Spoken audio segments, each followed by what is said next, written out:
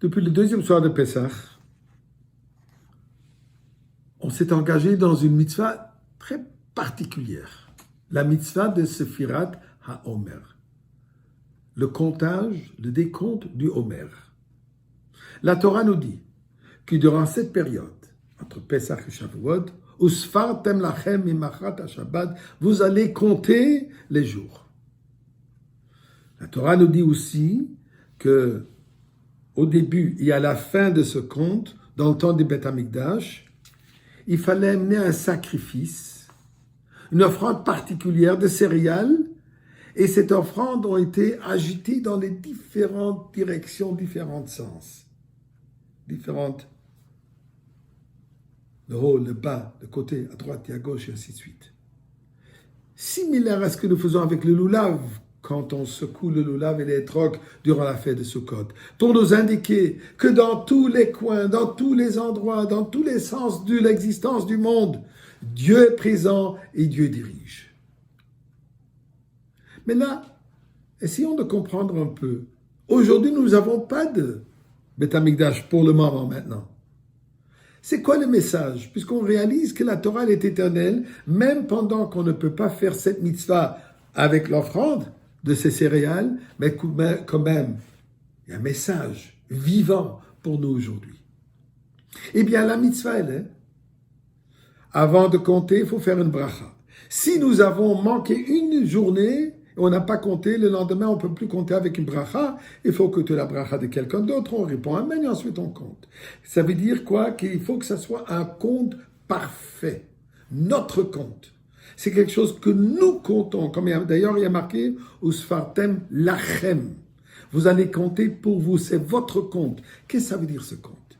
Eh bien, plusieurs messages. Le premier, à l'époque, en sortant d'Égypte, le peuple juif a compté les jours puisqu'ils anticipaient avec une extase, une grande envie de recevoir la Torah. Chaque moment était compté. On a hâte de recevoir la Torah. De la même manière, nous aussi, nous devons avoir hâte d'arriver à Shavuot pour recevoir la Torah. Mais à savoir aussi que où est-ce qu'ils venaient, qu'est-ce qu'ils ont atteint. Nous savons qu'en Égypte, ils étaient Mushkab Bemshtet Sharei Touma. Ils étaient enfoncés dans la plus pire d'impureté égyptienne. Au point où les anges, ils ont dit, on ne reconnaît pas la différence entre les Égyptiens et les Juifs. Il fallait que Dieu lui-même dévoile l'essence même du Juif pour montrer la différence.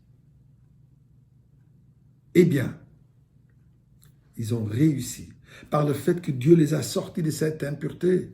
Ensuite, les 49 jours, ils ont monté étape par étape par étape, au point où ils sont arrivés au mont Sinaï à un niveau comparé à l'ange. Pour nous enseigner, même si Chas v'Shalom, on est tombé dans un niveau extrêmement bas, pas désespéré, on a cette opportunité, on a cette possibilité, d'étape par étape par étape. Pas les 12 étapes, mais 49 étapes. Les 49 étapes qui nous amènent au niveau le plus élevé. Mais ça doit être notre compte. On doit l'intérioriser.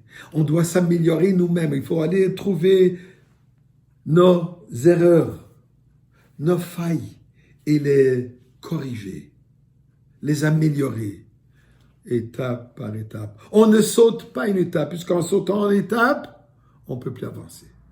Ça, ce que représente, ça doit être mon compte. Un autre message très important. La Torah nous dit Avraham Zaken Baba Yamim. Avraham Avinu, avant son décès, dit le pasuk, Baba Yamim, il est venu avec ses journées.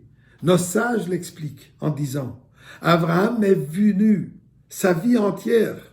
Ces 175 ans qu'il a vécu sur cette terre, ils étaient des journées pleines, des journées qu'il a vécues.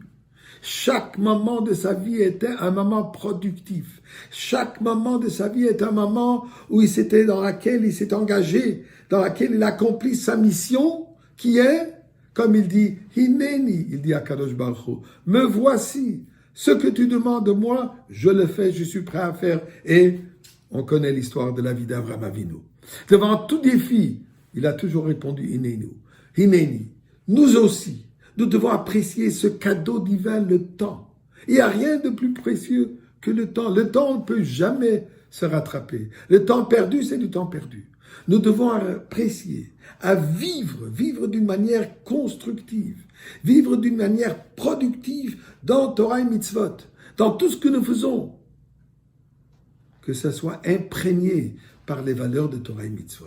Là, nous avons cette ascension. Et tel qu'à ce moment, le résultat était la révélation de Sinaï, la révélation dans ce monde où on a reçu la Torah.